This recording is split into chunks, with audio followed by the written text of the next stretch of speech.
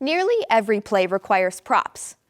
If minimal props are needed, the prop gathering can be done by a stage manager or an assistant stage manager.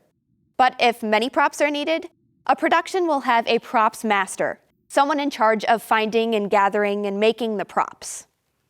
One of the most unsung heroes in any production to me, I think, is the props person. Making props is kind of like building scenery on small scale. You're making things that are going to be handled by actors. You're making things that are going to be sat in by actors, moved around, they get damaged. You usually have to be somebody who can repair those things. What I learned in grad school is a props person has to be somebody who has a car. If you're a props person, you are going everywhere. You're going to antique stores. You're going to the home center. You're running for paint.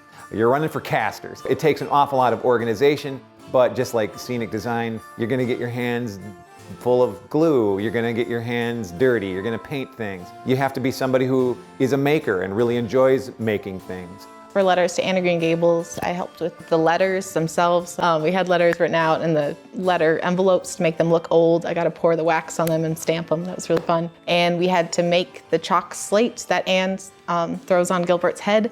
And so Benji he gave me the recipe for sugar glass and was like, here, make this.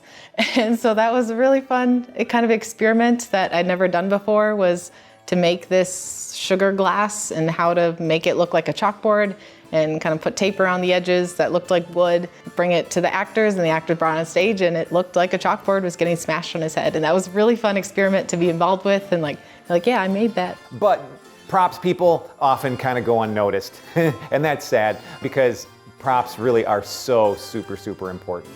When we did The Legend of Sleepy Hollow, I hired a props guy. Hired August Jeske to make some of the puppets, and so he made the dog for us. He made the Headless Horseman, and then he and I both worked together on the horse that was supporting the Headless Horseman.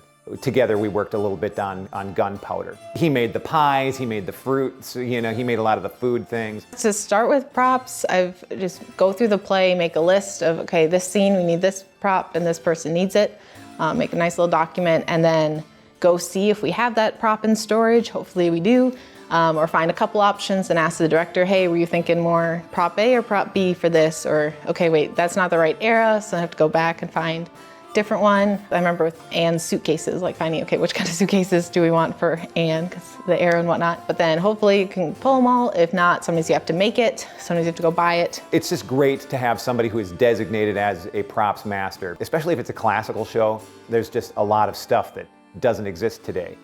You got to make things that look old. You got to make things that you can't just go out to Walmart and buy. Very important thing to have as a props master.